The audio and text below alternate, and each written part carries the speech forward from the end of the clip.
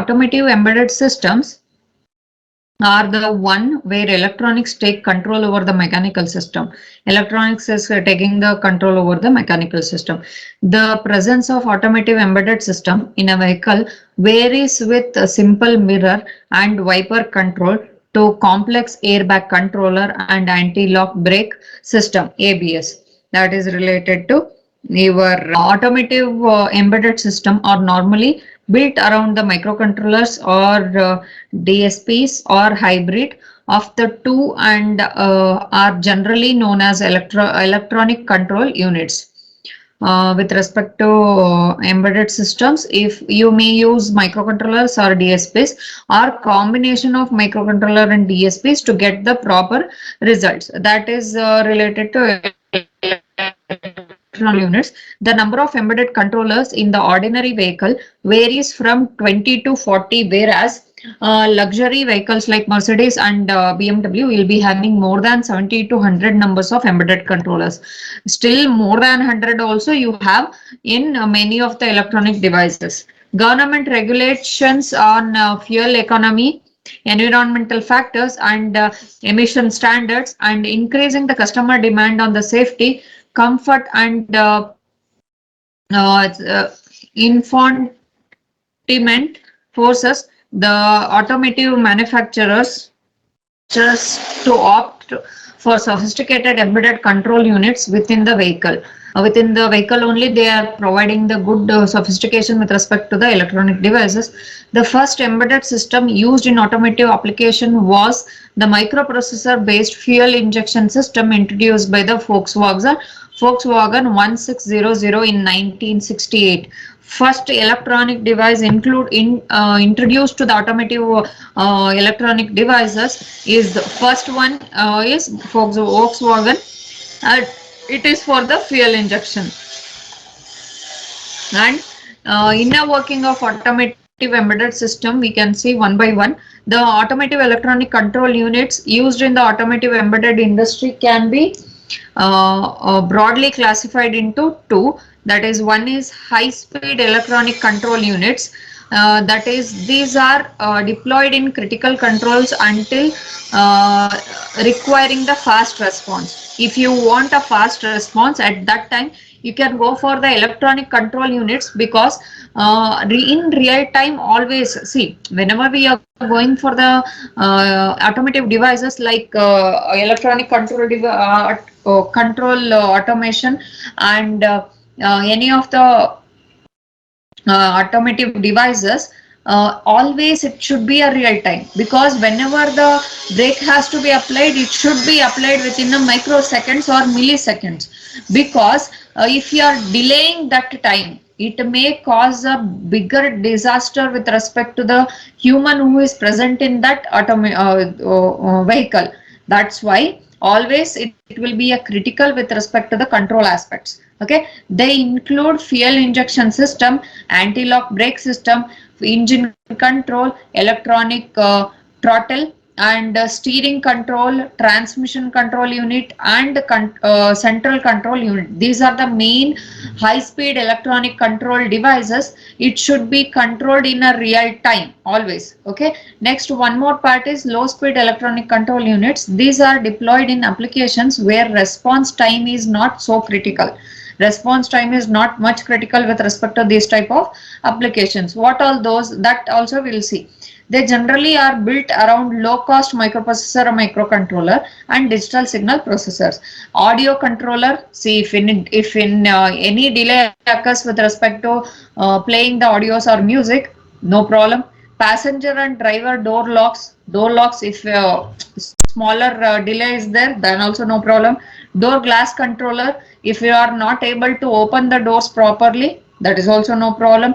Wiper control, no problem. Mirror control, no problem. Seat control system, headlamp and tail lamp controls, sunroof control units, etc. are the example with respect to low speed electronic control units, because if any delay occurs with respect to the operation on these devices, it won't affect much. It won't be giving so much dangerous, it won't be much dangerous to the person who is sitting inside the car. That's why low speed electronic control units and high speed electronic control units, you can differ them. In high speed, it is a real time application, because real time output also you be need, that comes under high speed. If you are going for low speed, the low, if delay occurs also, no problem with respect to that. Okay. Automotive communication buses, that is automotive applications make use of serial bus for communication, and which greatly reduces the amount of wiring required inside the vehicle. Always whatever the automotive communication buses are there, if you want to transmit the information from one end to another end inside the car only, or automation only, you will be using serial bus, because you will be transmitting the data in the form of serial information. It reduces the amount of wiring which is included inside the vehicle. Okay. If you are using the duplex and multiple bits at the same time, then it will become bigger wiring, and more number of wires will be visible within the vehicle. That will not be cool with respect to the automotive applications. Different type of serial interface buses are controller area network, local interconnect network bus, media orientation system, transport bus. These are the different types of serial bus interfaces, that is controller area network, local interconnect network, and media oriented system transport.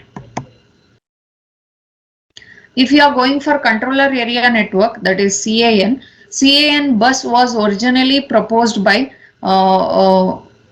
Robert Bosch, pioneer in the automotive embedded solution providers, and it supports medium speed, that is ISO 11519 class B, with the data rates up to 125 kbps, and high speed ISO 11898 class C, with the data rates up to 1 Mbps data transfers. CAN, that is controller area network, is an event-driven protocol interface with support for error handling in data transmission. Error handling in data transmission. It is generally employed in safety system like airbag control, powertrain systems like engine control and anti-lock brake systems, and navigation system like GPS. Normally with respect to ABS, and you will be using it for the GPS systems. With respect to controller area network, you will be having the support with respect to a medium speed in class B, and you will be having the high speed with respect to class C, with the rate of transmission of 1 Mbps, and if you are going for the medium rate, that is 125 kbps. Okay. And local area network, if you are taking with respect to local interconnect network, that is LIN bus is a single master multiple slave. Up to 16 independent slave nodes can be connected. Means master who controlling the remaining parts of your automation. Okay. LIN is a low speed single wire communication interface which supports the data rates up to 20 kbps. Whenever we are going for the non-real-time devices or non-real-time controlling devices, at that time you can go for local interconnect network, because the transmission speed is very low. If you are going with respect to this amount of speed, then you won't get the real-time results. For that reason, you can go for the non-real-time devices which is present in your automation. LIN bus follows the master communication triggering the technique to eliminate the possible bus arbitration problem that can occur by the simultaneous stacking of different slave nodes connected to the single interface bus. You can simultaneously connect to the many number of slave nodes. By this, you can get the single interface bus. Why this single interface bus can be communicated with respect to many number of slaves. LIN bus is employed in application like mirror control, fan control, seat positioning control, windows control, position controls, where response time is not much critical. As I told you, if it is non-real time, then you can go for the local interconnect network. Media oriented system transport, that is MOST bus, is targeted to the automotive audio or video equipment interfacing. It is an multimedia fiber optics point-to-point network implemented in the star, ring, or daisy chained topology over that optical fiber cables. Normally, whatever the media transmission or data transmission through audio or video we are doing, with respect to that, you will be having the OFC type of connection, optical fiber connection for from one point to another point. You will be having the interconnection. The most bus specifications define the physical, electrical, and optical parameters layer as well as the application layers, network layer, and media access control. What are the bus specifications are with respect to physical layer connection and application layer and network layer with respect to media access control. MOST bus is an optical fiber cable connected between the electrical optical converters, that is UOC, and optical electrical converter, that is from light to electrical connection, or connect electrical to light connection, which would transfer into the optical cable MOST bus. That is related. Oh, those you can use it in the applications of audio video play in the automation systems. Okay. Next, we have key players of the automotive embedded market. The key players of automotive embedded market can be visualized in three vertical, namely silicon providers, tools and platform providers, and solution providers. These are the three verticals with respect to automotive embedded market. Main key players are those. Silicon providers are, they are responsible for providing the necessary chips which are used in the control application development. What are the control application developments we are doing with respect to the embedded system? With respect to that, the silicon providers has to provide the actual main processing chips for the automotive devices. The chip may be standard product like microcontroller or DSP or ADC or DAC chips. Some applications may require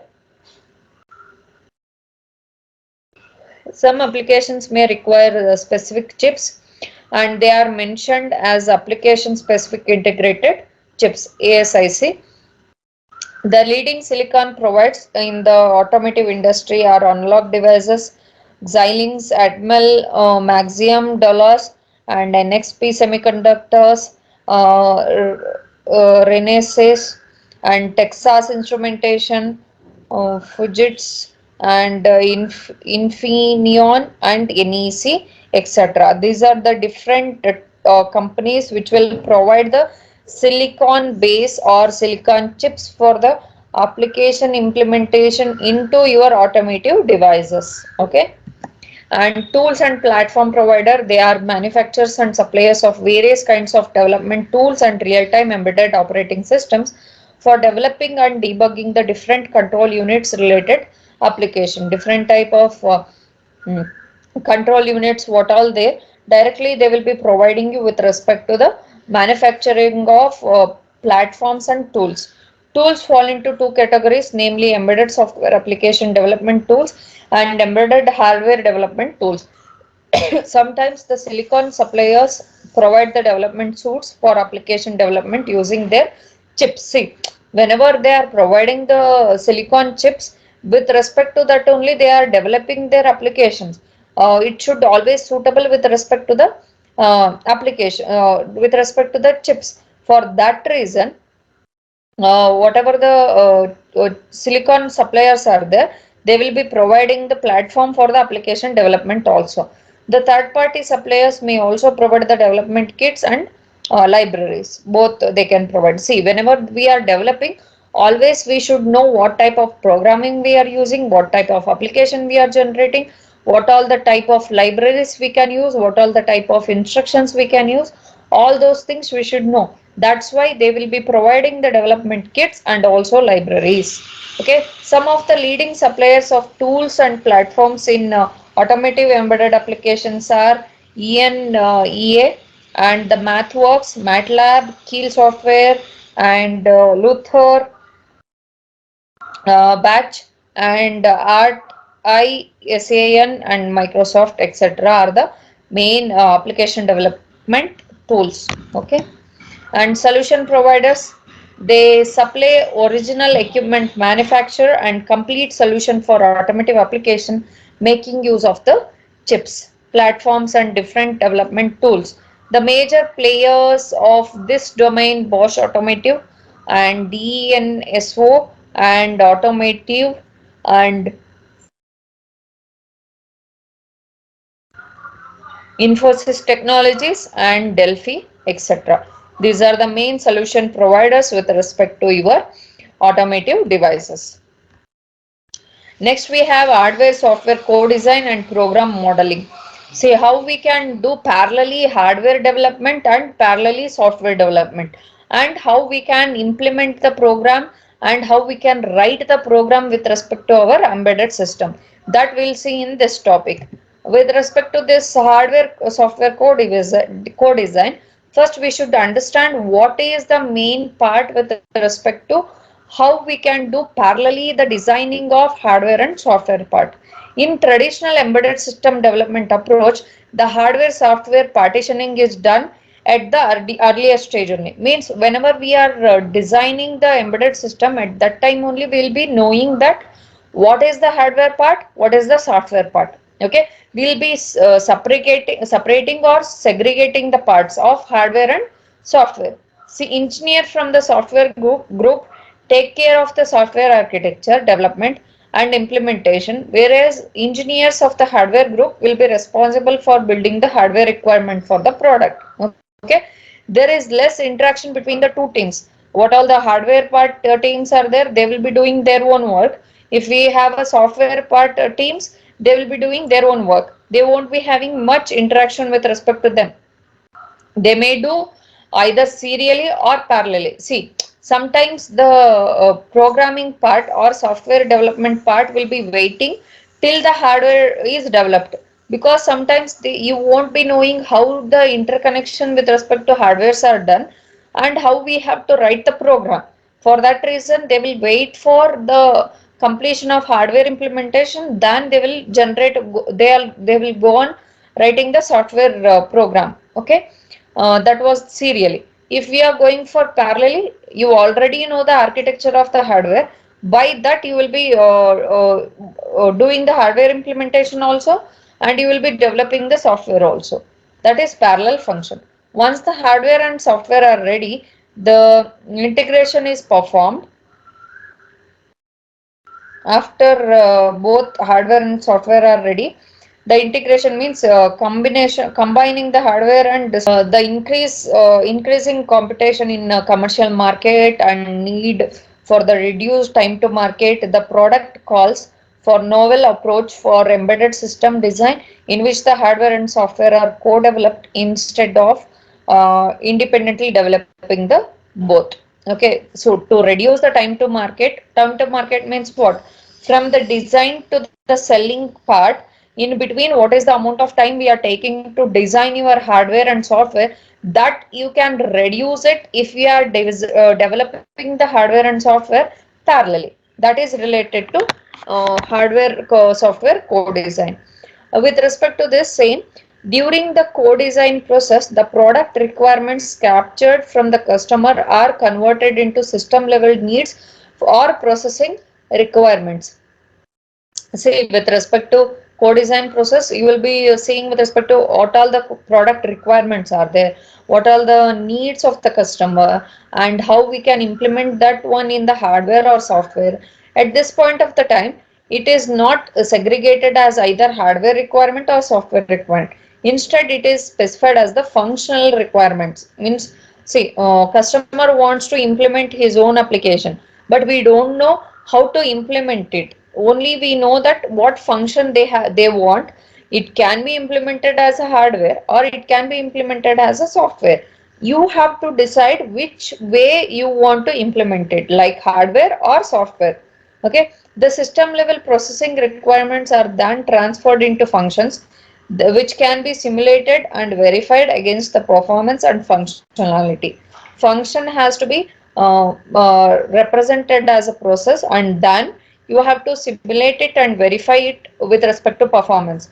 If the performance is good with respect to the software, then you will go for the software implementation. If this performance is good with respect to hardware, then you can go for the hardware implementation. The architecture design follows the system design.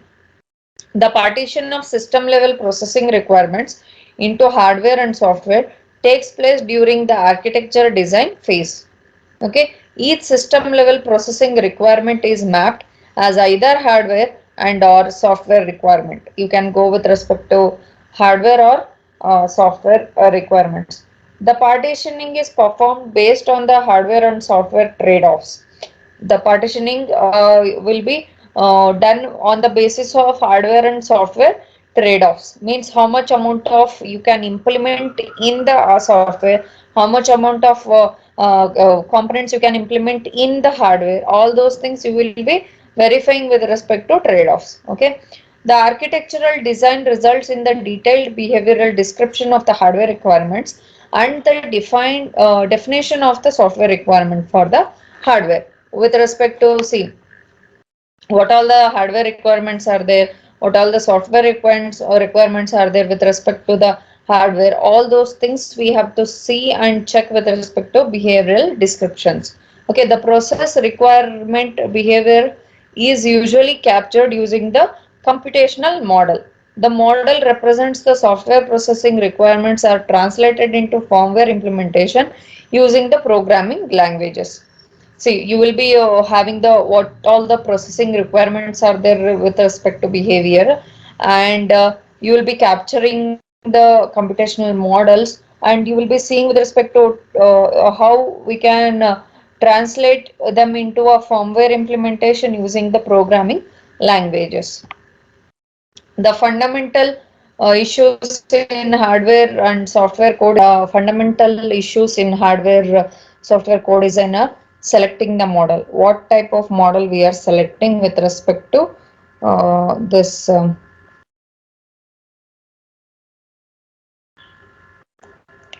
hardware and software code design, and selecting the architecture, what type of architecture we are going through, and selecting the language and partitioning the system requirement into hardware and software. Those are the main fundamental issues we can face whenever we are doing the hardware and software code design. One by one we'll see here. One is selecting the model. That is, in hardware software code design, models are used for capturing and describing the system characteristics. Okay, whenever we are doing the hardware and software code design, models are used for capturing and describing the system characteristics. What all the characteristics are there, what all the function specifications are there, all those things we can see here. And a model is a formal system consisting of objects and composition rules. You will be having a model will be having a formal system which has the objects and composition rules. Means what all the components are there on the design, and then what all the rules has to be followed in that design model. It is hard to make a decision on which model should be followed in a particular system design. What type of a model has to be selected for the particular design, you don't know. Okay, that is the main problem with respect to taking the decision on the particular system design. Most often designers switch between a variety of models from the requirement specification to the implementation aspects of the system design. Most often the designers switch between the variety of models from the requirements and also with respect to the implementation aspects. Whenever the design is going on, you can go with respect to different type model also. Okay, the reason being the objective varies from each phase. With respect to phase, see, at the time of implementation you won't be having only single phase, you will be having so many different phases, like 8 to 10 phases or 8 to 10 steps. With respect to steps and phases, you will go on varying with respect to the different objects also. Models also can vary. For that reason, you can see here, designers can switch from variety of models in the with respect to phases. For example, at the specification stage, what all the only a functionality of the system is focused and not the implementation function. And if you are going with respect to when the design moves from the implementation aspects, the information about the system components is revealed, and the designer has to switch from model capable of capturing the system structure. Okay, previously function was verified. Now we are going with respect to what all the components has to be implemented to do that function. At that time, you have to go with respect to the, you can change the models also, you can change the system structure also. Okay, that's why selecting the model is also very difficult with respect to selection. And then selecting of architecture, a model only captures the system characteristics and does not provide the information how the system can be manufactured. Okay, this architecture means you will be simply designing how the blocks are interconnected, means how it will be working, but you don't know how to manufacture it. Okay, that is the architecture representation.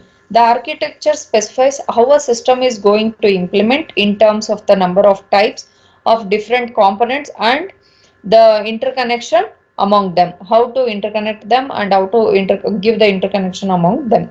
The commonly used architectures in system design are controller architecture, data path architecture, and complex instruction set computing, and reduced instruction set computing, very long instruction word computing, and single instruction multiple data, multiple instruction multiple data, etc., are the different type of system design and controller architectures. You can use any type of architecture to design your actual character or get the actual characteristics.